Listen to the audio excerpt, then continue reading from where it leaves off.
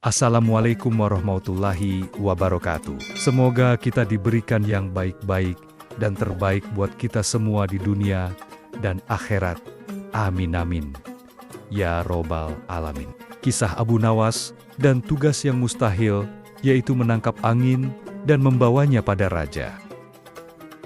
Pada pagi yang cerah, Abu Nawas sedang duduk di bawah pohon rindang di dekat rumahnya. Ia sibuk memainkan seruling bambu, menikmati suara merdu yang bergema di sekeliling desa. Tiba-tiba, seorang utusan kerajaan berlari tergopoh-gopoh ke arahnya. "Abu Nawas," seru utusan itu, "Baginda membutuhkanmu segera di istana. Ada urusan yang sangat penting." Utusan itu hanya menggelengkan kepala, lalu mengantar Abu Nawas ke istana. Sesampainya di istana, raja terlihat duduk di singgasananya dengan wajah penuh teka-teki. "Abu Nawas," ujar raja, "kau tahu mengapa aku memanggilmu?"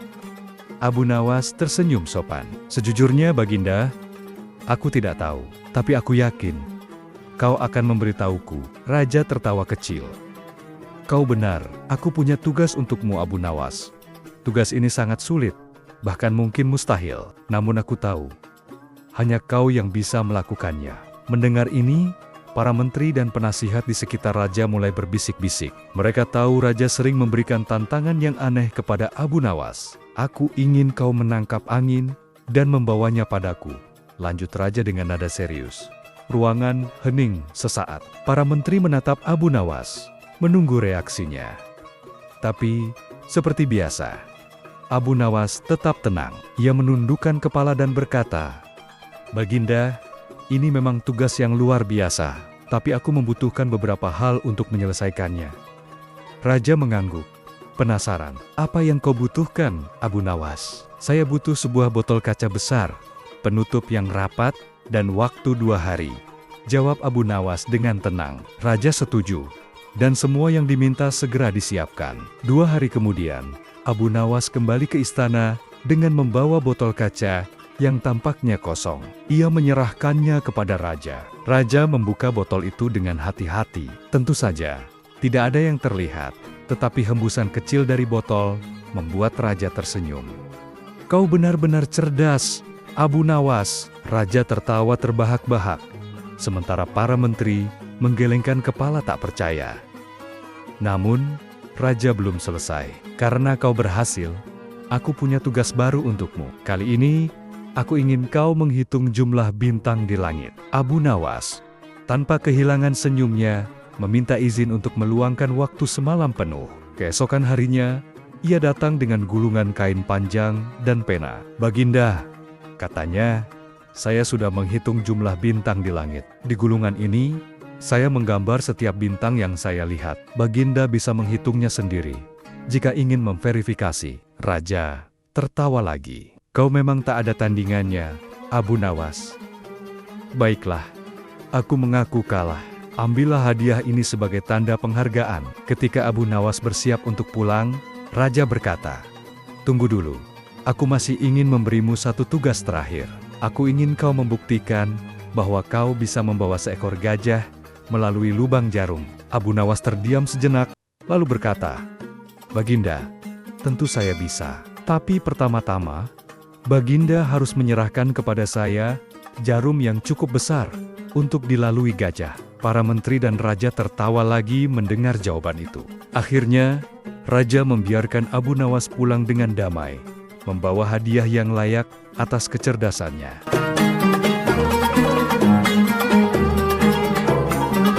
Kisah humor, cerdas, dan inspiratif lainnya.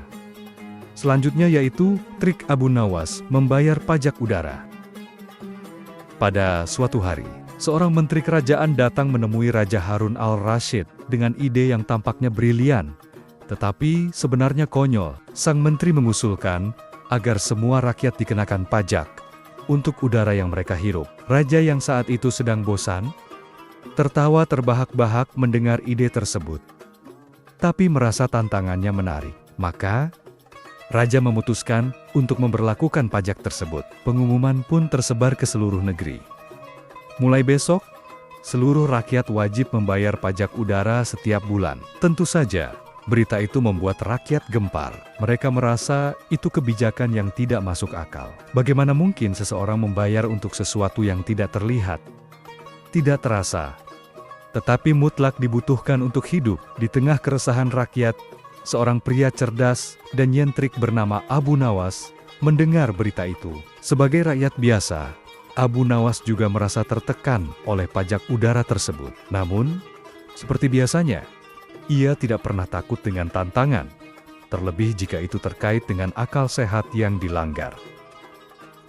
Hari pembayaran pajak. Hari yang ditentukan untuk pembayaran pajak udara akhirnya tiba. Abu Nawas, dengan langkah tenang dan senyum licik di wajahnya, pergi menuju balai kerajaan. Di tangan kanannya, ia membawa sebuah botol kaca besar yang ditutup rapat. Di tangannya yang lain, ia membawa kantong kecil berisi beberapa koin. Ketika tiba di depan petugas, petugas itu dengan bangga menyodorkan kwitansi dan berkata, "Abu Nawas, segeralah bayar pajak udara." Abu Nawas membalas dengan penuh percaya diri, "Tentu, Tuan, pajak udara memang sudah seharusnya dibayar. Tapi sebelum itu, izinkan saya menyampaikan udara yang saya gunakan bulan ini kepada Tuan."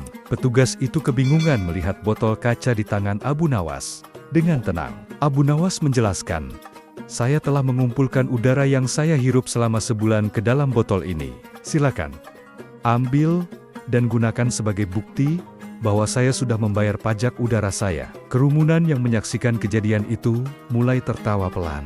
Petugas pajak tampak bingung dan mulai terlihat marah. "Ini tidak masuk akal. Mana bisa udara dimasukkan ke dalam botol?" hardik sang petugas. Abu Nawas pun menjawab dengan santai, "Kalau begitu, bagaimana mungkin Anda meminta pajak untuk sesuatu yang bahkan tidak dapat Anda hitung atau simpan?" Cerita berlanjut ke pertemuan dengan raja. Kabar tentang aksi Abu Nawas ini sampai ke telinga Raja Harun al-Rasyid. Sang raja, yang sudah lama mengenal kecerdikan Abu Nawas, memutuskan untuk memanggilnya ke istana. "Abu Nawas, aku dengar kau telah membuat kericuhan saat pembayaran pajak udara. Ceritakan apa yang sebenarnya terjadi."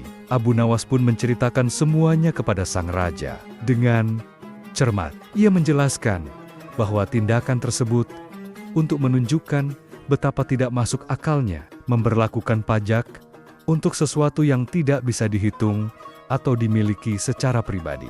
Raja mendengar cerita itu dengan penuh perhatian dan akhirnya tertawa terbahak-bahak. "Abu Nawas, kau memang selalu berhasil membuatku terhibur sekaligus berpikir keras. Aku nyatakan pajak udara ini dibatalkan mulai saat ini." Kerajaan pun kembali damai dan rakyat bersorak-sorai. Sekali lagi, kecerdikan dan keberanian Abu Nawas berhasil mengatasi kezaliman dengan caranya yang unik. Cerita ini menjadi pengingat bahwa kecerdasan dan keberanian untuk berbicara dapat menjadi senjata melawan ketidakadilan. Abu Nawas tidak hanya seorang cendekiawan, tetapi juga pahlawan rakyat yang tak gentar menghadapi rintangan. Kisah kecerdasan dan kecerdikan Abu Nawas selanjutnya yaitu rencana cerdas untuk menipu pencuri. Pada suatu malam, Abu Nawas sedang duduk santai di rumahnya yang kecil tetapi penuh kehangatan. Ia sedang menikmati teh hangat dan suara jangkrik yang menemani malam. Tiba-tiba, ia mendengar suara langkah kaki yang mencurigakan di luar jendela. Abu Nawas, yang terkenal sebagai orang bijak sekaligus licik, segera menyadari bahwa itu mungkin seorang pencuri yang mengintai rumahnya. Pencuri yang malang sambil tetap tenang, Abu Nawas mulai menyusun rencana. Ia berpikir, jika aku langsung mengusirnya, dia mungkin akan kabur dan mencoba rumah orang lain. Akan lebih baik jika aku membuatnya belajar pelajaran berharga malam ini. Abu Nawas dengan tenang menaruh sekantong besar yang tampak seperti berisi uang emas di meja. Ia sengaja menggerak-gerakkan kantong itu hingga terdengar suara gemerincing yang menarik perhatian sang pencuri. Setelah itu, ia berbicara keras, seolah-olah sedang berbicara kepada seseorang. "Aku harus berhati-hati dengan emas ini. Lebih baik aku menyimpannya di tempat yang tidak mungkin ditemukan pencuri." Siasat Abu Nawas mengambil sekop dan menuju taman belakang rumahnya. Dengan sengaja, ia menggali lubang besar di tengah taman dan memasukkan kantong tadi ke dalamnya. Namun, sesungguhnya, kantong itu hanya berisi batu-batu kecil, bukan emas. Setelah menimbun lubang itu kembali dengan tanah, Abu Nawas masuk ke rumah sambil tersenyum puas. Di luar, pencuri yang mengintai melihat semua yang terjadi. Ia yakin bahwa kantong itu benar-benar berisi emas. Ini kesempatan emas, pikir sang pencuri. Penuh semangat, aksi tengah malam setelah yakin bahwa Abu Nawas sudah tidur. Pencuri itu mulai menggali tanah di taman belakang. Ia menghabiskan hampir sepanjang malam untuk menggali dengan hati-hati agar tidak menimbulkan suara yang mencurigakan. Setelah beberapa jam kerja keras, ia akhirnya menemukan kantong yang dimaksud. Namun, betapa terkejutnya ia ketika membuka kantong itu dan hanya menemukan batu-batu kecil. Di saat yang sama, Abu Nawas, yang sebenarnya mengawasi dari jendela kamarnya, keluar dengan lampu minyak di tangan. Ia berkata dengan nada mengejek, "Wahai saudara, kau terlihat sibuk sekali. Kenapa tidak kuberitahu dari awal saja bahwa emas yang asli ada di dalam rumahku?" Pelajaran berharga pencuri itu, yang sudah kelelahan dan merasa malu, mencoba melarikan diri. Namun, Abu Nawas berhasil menahannya. "Tenang saja, aku tidak akan membawamu ke hakim. Tapi, kau harus janji tidak akan mencuri lagi dan bekerja keras untuk mendapatkan rezeki yang halal," kata Abu Nawas dengan nada penuh wibawa. Pencuri itu pun mengangguk dengan rasa bersalah dan berterima kasih kepada Abu Nawas. Malam itu menjadi pelajaran berharga baginya, dan sejak saat itu, ia meninggalkan dunia kejahatan. Cerita ini tidak hanya menggambarkan kecerdikan Abu Nawas, tetapi juga pesan moral tentang kejujuran dan pentingnya bekerja keras. Kisah kecerdikan Abu Nawas selanjutnya yaitu Abu Nawas tentang sepiring uang perak. Pada suatu hari, Raja Harun al-Rashid merasa bosan dan ingin mencari hiburan. Ia pun teringat pada Abu Nawas, orang yang selalu memiliki jawaban cerdas atas setiap persoalan. Maka, Raja memanggil Abu Nawas ke istana. Ketika Abu Nawas tiba di hadapan Raja, sang Raja berkata, "Abu Nawas, aku ingin melihat seberapa besar kecerdikanmu kali ini. Aku akan memberikanmu sepiring uang perak. Tetapi kamu harus membayarnya dengan sesuatu yang setara. Jika tidak, kau akan dihukum." Abu Nawas tersenyum dan menjawab, "Hamba menerima tantangan ini, Baginda." Abu Nawas mencari jawaban. Abu Nawas pun kembali ke rumahnya sambil berpikir keras. Bagaimana mungkin ia harus membayar sepiring uang perak tanpa menggunakan uang atau barang berharga lainnya? Ia berjalan mengitari desa, mengamati keadaan sekitar, hingga akhirnya ia menemukan jawabannya. Keesokan harinya, Abu Nawas kembali ke istana dengan tangan kosong. Raja tersenyum dan bertanya, "Di mana bayaranmu, Abu Nawas? Aku harap kau sudah menemukan sesuatu yang sepadan dengan sepiring uang perak itu." Abu Nawas mengangguk, lalu dengan penuh percaya diri berkata, "Baginda, silakan perintahkan pelayan untuk menyalakan api dan menyiapkan sebuah panci kosong di atasnya." Raja dan para menteri merasa penasaran, tetapi mereka tetap mengikuti perintah Abu Nawas. Beberapa saat kemudian, api telah menyala dan panci kosong pun diletakkan di atasnya. Asap sebagai bayaran. Setelah beberapa menit, Abu Nawas berdiri di dekat panci yang masih kosong dan berkata, "Baginda, hamba telah menemukan bayaran yang setara dengan sepiring uang perak yang Baginda berikan kepada hamba. Jika hamba hanya diberi uang perak dalam sebuah piring tanpa bisa menggunakannya, maka hamba akan membayarnya dengan asap dari panci kosong ini." "Bukankah itu adil, Baginda?" Para menteri terkejut dan saling berbisik satu sama lain. Raja pun tertawa terbahak-bahak. Ia mengakui kecerdikan Abu Nawas dalam menanggapi tantangan ini. "Kau benar-benar pintar, Abu Nawas. Aku tidak bisa menyangkal logikamu. Sepiring uang perak memang tidak bisa dimanfaatkan jika hanya diletakkan di atas piring. Maka, bayaranmu dengan asap dari panci kosong pun sepadan," ujar Raja sambil tersenyum. Hikmah yang bisa diambil dari kisah ini. Raja akhirnya memberikan uang perak tersebut kepada Abu Nawas sebagai hadiah karena kecerdikannya. Para menteri pun mengambil pelajaran bahwa sesuatu yang tampaknya berharga belum tentu memiliki nilai jika tidak bisa digunakan dengan baik. Sejak saat itu, kisah kecerdikan Abu Nawas tentang sepiring uang perak menjadi legenda di seluruh negeri. Orang-orang belajar bahwa kecerdasan bisa mengalahkan kekayaan dan kebijaksanaan lebih bernilai daripada harta. Dengan senyum puas, Abu Nawas meninggalkan istana, membawa hadiah dari raja, dan kembali ke desanya dengan kebanggaan, karena sekali lagi, ia berhasil mengalahkan jebakan sang raja dengan akalnya yang cerdik. Kisah humor dan kecerdikan Abu Nawas selanjutnya, yaitu ketika Abu Nawas membuat raja tertawa. Pada suatu hari, Raja Harun al-Rasyid sedang merasa bosan dan ingin mencari hiburan. Ia teringat pada Abu Nawas, orang yang selalu mampu menghiburnya dengan kecerdasan dan kelucuannya. Maka, ia segera mengirim utusan untuk memanggil Abu Nawas ke istana. Ketika Abu Nawas tiba di hadapan raja, sang raja tersenyum dan berkata, "Abu Nawas, aku ingin tertawa hari ini. Aku ingin kau menghiburku dengan kecerdikanmu. Jika kau berhasil, aku akan memberimu hadiah besar. Namun, jika tidak, kau harus menerima hukuman yang akan kutentukan." Abu Nawas tersenyum santai dan menjawab, "Baginda, hamba akan melakukan yang terbaik." Bersiaplah untuk tertawa terbahak-bahak. Tantangan untuk Abu Nawas. Raja lalu mengajukan sebuah tantangan kepada Abu Nawas. "Aku ingin kau membuat seluruh orang di aula istana ini tertawa, tanpa kau sendiri ikut tertawa. Jika kau berhasil, hadiah besar menantimu. Jika gagal, kau akan dihukum." Abu Nawas berpikir sejenak, lalu tersenyum. Ia meminta izin untuk berbicara dengan para menteri dan pelayan istana. Setelah beberapa saat berbincang, Abu Nawas kembali ke hadapan raja. "Baiklah, Baginda," kata Abu Nawas. "Aku siap memulai pertunjukan, tapi izinkan aku menggunakan cara yang tidak biasa." Raja mengangguk dengan penasaran. Abu Nawas lalu berdiri di tengah aula dan mulai berbicara dengan suara lantang. Berlanjut ke sesi lelucon, Abu Nawas. "Wahai para hadirin sekalian, aku akan menceritakan sebuah kisah lucu," kata Abu Nawas. Ia pun mulai bercerita tentang seorang pedagang kaya yang sangat kikir.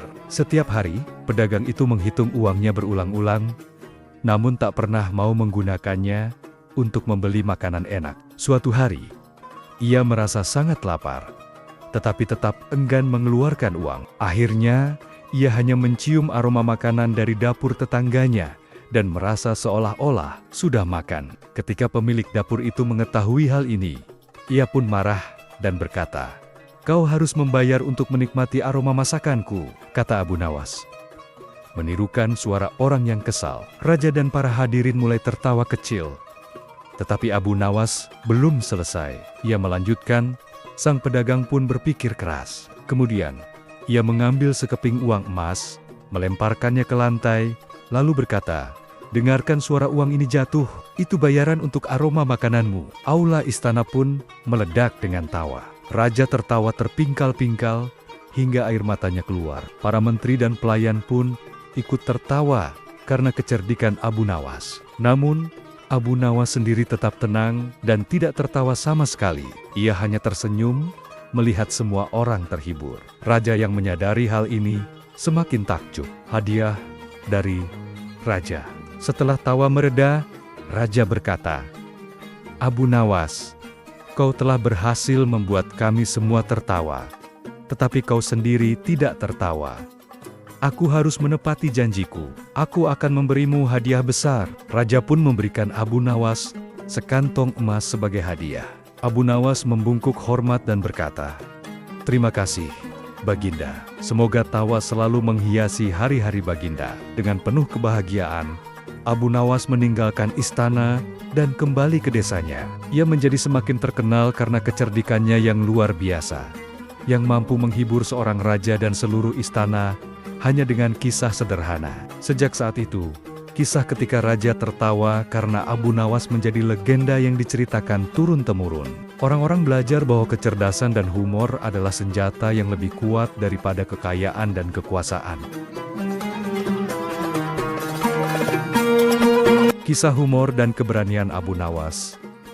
Selanjutnya, yaitu Abu Nawas dan pemimpin yang terlalu sombong. Pada suatu hari, Kabar tentang seorang pemimpin yang sangat sombong terdengar di seluruh penjuru negeri. Pemimpin ini terkenal karena sering berbicara tentang dirinya sendiri, menganggap dirinya paling pintar, dan selalu memuji kehebatan-kehebatannya. Setiap kali ia berbicara di depan publik, ia tidak pernah ragu untuk menyebutkan betapa suksesnya pemerintahannya, betapa hebatnya kebijakan yang ia buat, dan bagaimana dunia harus mengakui kecerdasan serta kemampuannya. Berita tentang pemimpin ini sampai ke telinga Abu Nawas, yang dikenal sebagai orang bijak, dengan banyak nasihat yang mengena dan tajam. Abu Nawas tidak bisa diam ketika mendengar bahwa seorang pemimpin menyombongkan diri, sementara banyak rakyat yang merasakan penderitaan dan kesulitan. Ia merasa bahwa ini adalah kesempatan yang tepat untuk memberi pelajaran bagi sang pemimpin, agar ia bisa lebih memahami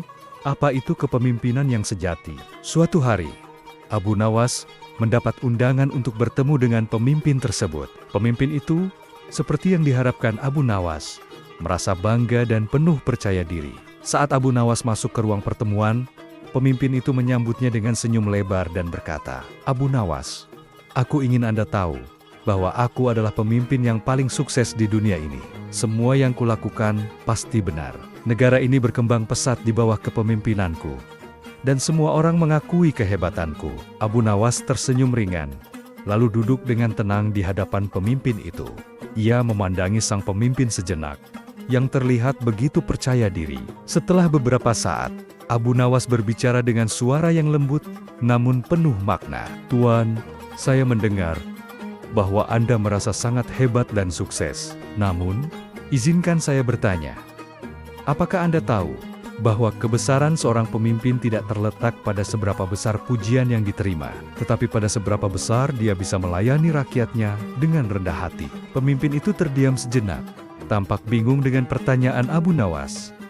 "Apa maksudmu?" tanyanya dengan nada yang sedikit meremehkan. Abu Nawas melanjutkan dengan bijaksana, "Rakyat akan lebih menghormati pemimpin yang rendah hati dan mendengarkan mereka, daripada yang hanya berbicara tentang kesuksesan dan kehebatannya sendiri. Seorang pemimpin yang sejati adalah orang yang bisa merasakan penderitaan rakyatnya, mengerti kesulitan mereka, dan bekerja keras untuk memperbaiki kehidupan mereka. Kebesaran bukan diukur dari pujian yang datang dari mulut orang, tetapi dari kontribusi nyata yang diberikan kepada kesejahteraan rakyat." Pemimpin itu masih tampak bingung, tetapi perlahan mulai merasa ada yang salah dalam cara dirinya memandang kepemimpinan. "Tapi aku sudah membuat banyak kebijakan yang membawa kemajuan," jawabnya dengan sedikit terbata-bata. Abu Nawas tersenyum dengan bijaksana dan berkata, "Tuan, kebijakan yang Anda buat mungkin memang baik, tetapi apakah Anda benar-benar tahu apakah kebijakan itu bermanfaat bagi rakyat Anda? Anda bisa saja membuat jalan raya yang megah atau gedung-gedung tinggi yang indah, tetapi apakah rakyat yang ada di pinggiran kota dan desa-desa merasakannya?" Pemimpin yang baik adalah mereka yang tahu bagaimana menjangkau setiap lapisan masyarakat, bukan hanya berbicara tentang keberhasilan besar, tetapi juga mendengar apa yang dibutuhkan oleh mereka yang tidak terdengar. Sang pemimpin terdiam. Abu Nawas kemudian melanjutkan, "Rakyat akan menghormati Anda jika Anda bisa menurunkan ego dan bekerja untuk kebaikan mereka, bukan untuk kepentingan pribadi. Seorang pemimpin yang sombong hanya akan menciptakan jarak antara dirinya dengan rakyatnya, sementara pemimpin yang rendah hati, yang selalu siap mendengarkan dan bertindak dengan bijaksana, akan dicintai dan dihormati oleh rakyat." Pemimpin itu merenung, dan untuk pertama kalinya, ia mulai menyadari bahwa mungkin selama ini ia terlalu fokus pada dirinya sendiri dan lupa untuk memperhatikan kebutuhan rakyat yang sebenarnya. "Apa yang harus aku lakukan?" tanya pemimpin itu, tampak kebingungan. Abu Nawas menjawab dengan tegas, "Mulailah dengan merendahkan hati, dan dengarkanlah suara rakyatmu. Jangan hanya mendengarkan pujian, tetapi juga kritik. Jadilah pemimpin yang selalu siap untuk belajar dari pengalaman dan selalu berusaha untuk menjadi lebih baik." Kepemimpinan bukan tentang berapa banyak orang yang memujimu, tetapi tentang berapa banyak orang yang kamu bantu dan buat hidup mereka lebih baik. Setelah berbicara panjang lebar, Abu Nawas meninggalkan istana sang pemimpin dengan perasaan tenang. Meskipun tidak ada yang bisa dipastikan, ia berharap bahwa kata-katanya akan menembus hati sang pemimpin dan mengubah cara pandangnya terhadap kepemimpinan. Kisah ini mengajarkan kita bahwa kebesaran seorang pemimpin tidak terletak pada seberapa sering atau sekeras apa ia berbicara tentang dirinya, tetapi pada seberapa rendah hati ia dalam melayani rakyatnya. Kepemimpinan yang sejati adalah kepemimpinan yang mendengarkan, merasakan, dan bertindak untuk kepentingan orang banyak, bukan untuk kepentingan diri sendiri. Kisah humor dan kebijaksanaan Abu Nawas selanjutnya, yaitu Abu Nawas dan pemerintah yang hanya mengurus diri sendiri. Pada suatu hari, sebuah desas-desus yang cukup mengganggu sampai ke telinga Abu Nawas. Konon, sejumlah pejabat tinggi dalam pemerintahan hidup dalam kemewahan yang sangat mencolok. Mereka memiliki rumah mewah, kendaraan pribadi yang mahal, serta menikmati berbagai fasilitas yang tidak terjangkau oleh rakyat biasa. Sementara itu, di luar sana, rakyat banyak yang menderita. Kelaparan, kemiskinan, dan ketidakadilan sosial tampaknya sudah menjadi bagian dari kehidupan sehari-hari mereka. Abu Nawas, yang dikenal karena kepiawaiannya dalam memberikan nasihat yang penuh kebijaksanaan, merasa bahwa hal ini tidak bisa dibiarkan begitu saja. Baginya, sebuah pemerintahan yang baik seharusnya lebih memikirkan kesejahteraan rakyat ketimbang kemewahan diri para pejabat. Maka, Abu Nawas memutuskan untuk menemui para pejabat tersebut secara langsung dan memberikan teguran yang penuh makna. Ia mengunjungi sebuah pertemuan yang diadakan oleh beberapa pejabat tinggi. Ketika ia memasuki ruang pertemuan yang megah, Abu Nawas melihat bahwa para pejabat itu sedang duduk dengan anggun, mengenakan pakaian mahal, sambil berbincang tentang berbagai hal. Makanan lezat tersaji di atas meja, dan suara tawa riang terdengar di sekeliling ruangan. Abu Nawas, yang biasanya tenang dan bijaksana, memulai percakapan dengan cara yang cukup tajam. Saya mendengar bahwa Anda menikmati kemewahan yang luar biasa, sementara banyak rakyat yang membutuhkan bantuan. Apakah ini cara pemerintahan yang baik? Tanyanya, sambil memandang tajam ke arah para pejabat. Salah satu pejabat itu, yang tampaknya sedikit terkejut, menjawab dengan cepat, "Kami pantas menikmati semua ini karena kami bekerja keras untuk negara. Semua ini hasil jerih payah kami dalam memimpin negeri ini." Abu Nawas tidak merasa terkejut dengan jawaban itu. Dengan nada yang lebih tenang ia berkata, "Jika Anda bekerja untuk negara, maka negara seharusnya bekerja untuk rakyat, bukan untuk diri sendiri. Anda memimpin negara untuk kepentingan rakyat, bukan untuk memuaskan hawa nafsu pribadi." Para pejabat itu saling berpandangan, merasa sedikit tersinggung dengan kata-kata Abu Nawas. Namun, tidak ada yang berani membantah. Abu Nawas melanjutkan, "Sebagai pemimpin, tugas Anda adalah mengutamakan kesejahteraan rakyat, memberikan perhatian pada yang membutuhkan, dan menciptakan keadilan sosial. Anda harus menempatkan rakyat di atas segalanya, bukan kemewahan dan kenyamanan pribadi." Salah satu pejabat berusaha membela diri, "Kami sudah berusaha, Abu Nawas. Kami memberi bantuan sosial dan kebijakan untuk mensejahterakan rakyat." Abu Nawas menggelengkan kepala. "Bantuan sosial dan kebijakan yang Anda buat mungkin sudah ada, tetapi apakah itu cukup? Apakah kebijakan itu benar-benar menjangkau mereka yang paling membutuhkan? Atau justru lebih banyak kebijakan yang menguntungkan diri Anda dan kelompok Anda?" Pernyataan Abu Nawas itu membuat suasana di dalam ruangan menjadi hening. Semua orang mulai merenung, seolah kata-kata Abu Nawas menembus ke dalam hati mereka. Abu Nawas kemudian berkata dengan lebih lembut, "Pemimpin yang sejati adalah pemimpin yang memahami penderitaan rakyatnya dan berusaha untuk memperbaiki kehidupan mereka, bukan dengan menyimpan kekayaan untuk diri sendiri, tetapi dengan berkorban untuk kesejahteraan orang banyak." Jangan hanya berbicara tentang kebijakan yang bagus, tetapi tunjukkan dengan tindakan nyata bahwa Anda benar-benar peduli kepada mereka. Salah satu pejabat yang lebih muda, yang duduk di ujung meja, bertanya dengan ragu, "Tapi, Abu Nawas, bagaimana jika kami tidak punya cukup dana untuk semuanya? Bagaimana kami bisa membantu rakyat jika negara sedang kesulitan?" Abu Nawas tersenyum bijaksana dan menjawab, Pemerintah yang baik bukan hanya soal dana, tapi soal prioritas. Jika Anda benar-benar memprioritaskan rakyat, Anda akan tahu apa yang harus dilakukan. Mungkin Anda tidak bisa memberikan semua yang mereka inginkan, tetapi Anda bisa memberikan yang mereka butuhkan, seperti pendidikan yang layak, kesehatan yang terjangkau, dan kesempatan kerja yang adil. Itu bukan soal banyaknya dana, tetapi soal bagaimana Anda mengelola sumber daya untuk kepentingan yang lebih besar. Para pejabat itu terdiam dan tampak mulai berpikir lebih dalam tentang arti dari kata-kata Abu Nawas. Mereka menyadari bahwa sebagai pemimpin, mereka seharusnya tidak hidup dalam kemewahan yang kontras dengan keadaan rakyat yang mereka pimpin. Mereka merasa malu karena selama ini terlalu fokus pada kepentingan pribadi dan abai terhadap kebutuhan rakyat yang sesungguhnya. Sebelum meninggalkan pertemuan tersebut, Abu Nawas menambahkan satu pesan terakhir. Ingat, Anda di sini bukan untuk mengumpulkan kekayaan, tetapi untuk memberikan layanan. Rakyat tidak akan mengingat berapa banyak harta yang Anda kumpulkan, tetapi mereka akan mengingat seberapa banyak perubahan positif yang Anda bawa dalam hidup mereka. Dengan kata-kata itu, Abu Nawas keluar dari ruangan, meninggalkan para pejabat yang kini terdiam dan merenung. Mungkin perubahan tidak akan terjadi dalam semalam, tetapi hari itu mereka mulai menyadari bahwa sebuah pemerintahan yang adil dan baik adalah pemerintahan yang benar-benar mengutamakan kesejahteraan rakyatnya, bukan kepentingan pribadi.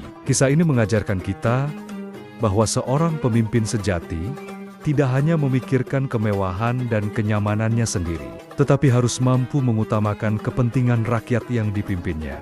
Kepemimpinan adalah tanggung jawab besar yang harus dijalankan dengan hati yang tulus dan penuh empati terhadap mereka yang membutuhkan.